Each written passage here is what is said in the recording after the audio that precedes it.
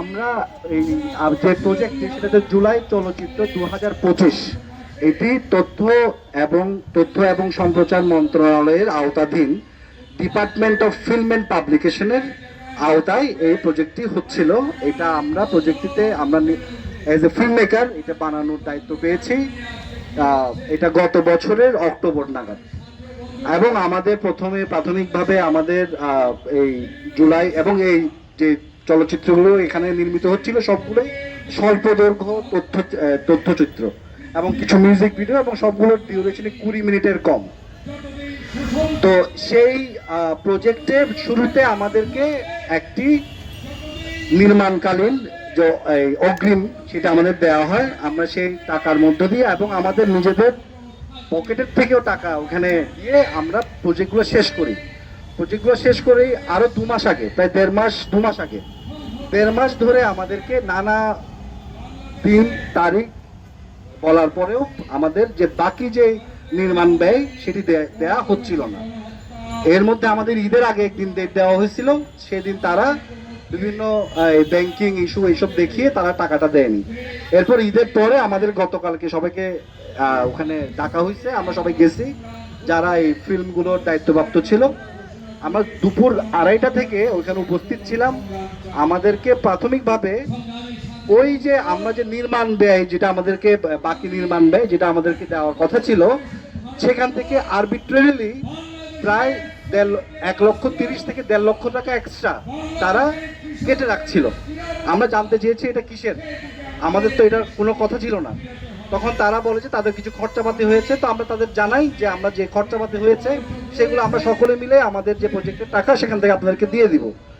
পরবর্তীতে আমরা জানতে পারি মূলত কাহিনী হচ্ছে যেই চিত্রগ্রাহক ডিএফপির যে অ্যাপয়েন্টেড কর্মকর্তা, যে চিত্রগ্রাহক মশিউর রহমান, তার আওতায় যে প্রজেক্টগুলো ছিল সে বিলগুলো তার ব্যাংকে আসার পরেও সে এটা ডিএফপির কাছে হস্তান্তর করেনি। যখন তাকে ডিএফপি থেকে সকাল থেকে তাকে কল দেওয়া হচ্ছিল যাতে সে অর্থগুলো ডিএফপিতে হস্তান্তর করে, কিন্তু সে সেটা করেনি। সে সন্ধ্যা 7টার দিকে আসার পর সে মানে কোনো ধরনের কথাবার্তা ছাড়াই সে ওইখানে এক ধরনের পাওয়ার দেখতে শুরু করে, যে বলে যে আমরা এটা পরবর্তীতে দেখবো, এই টাকা কখন দেওয়া হবে। সে কোনো ধরনের কথাবার্তা ছাড়া সে ওখান থেকে আমাদের যে প্রাপ্য টাকা সেটা না দিয়ে সে ওখান থেকে চলে যেতে চায়। তখন আমরা তার এটার প্রতিবাদ জানাই, তার কাছে জানতে চাই অবশ্যই আপনাদেরকে আমাদের যে ন্যায্য মজুরি যে পাওনা সেটা আপনাদের বুঝিয়ে দিতে হবে। এর মধ্যে ওনার ছোট ভাই হচ্ছে হাবিবুল্লাহ বাহার, এই কলেজের যে কলেজ, সেই কলেজের প্রাক্তন যে ছাত্র দলের যে কমিটি ছিল তার সিনিয়র সহসভাপতি, তার নাম হচ্ছে আতিকুর রহমান। তাকে ফোন দেয়, তার নেতৃত্বে সেখানে প্রায় 30 থেকে 40 জন, এটা কিন্তু এটা আপনাদের মনে রাখতে হবে, ডিএসপি কিন্তু একটি সরকারি প্রতিষ্ঠান, এটা একটি কেপিআই ভুক্ত এরিয়া, সেখানে পুলিশ প্রহরা থাকে। সে পুলিশ প্রহরার ভেঙে তারা সেখানে 30-40 জনের একটা মব তারা ওখানে আসে, এবং আসে ডিজি রুমের মধ্যেই তারা আমাদের উপর অতর্কিত কোনো কথাবার্তা ছাড়া, কোনো ধরনের উস্কানি ছাড়া, কোনো বিষয় ছাড়াই তারা আমাদের উপর আক্রমণ শুরু করে। এবং প্রথমে এই যে আপনারা শুনেছেন এই যে মানবাধিকার কর্মী মুসলিমুর রহমান জোহান, তারপর এই যে আমাদের আব্দুর রহমান ভাই আমার সাথে কাজ করে, যে মোহাম্মদ গোলাপ শাহ, তার মাথা ফাটিয়ে দিয়েছে, সে এখন সিটি স্ক্যানে আছে, সে আসবে একটু পরে, আপনারা দেখতে পাবেন। তারপর নাসির ফারুক আমিন ব্যক্তিগতভাবে, এছাড়া আরো অনেকেই তারা ছিলেন ওখানে। আমরা প্রায় 10-12 জন ছিলাম, প্রত্যেকে কোনো না কোনো ভাবে আহত হয়েছে, কেউ গুরুতর আহত হয়েছে, কেউ কম আহত হয়েছে। এরপর সেখানে তারা আমাদেরকে আক্রমণ করে, তারা ওখান থেকে নির্বিঘ্নে চলে যায়। এটা 5-10 মিনিট আক্রমণ করে, তারপর তারা নির্বিঘ্নে চলে যায়। হ্যাঁ, টাকার জন্য। হ্যাঁ, তারপর ওইখান থেকে আমরা সিদ্ধান্ত নিই আমরা এখান থেকে নড়বো না। আমরা মার খাওয়ার পরও সেখানে বসেছিলাম।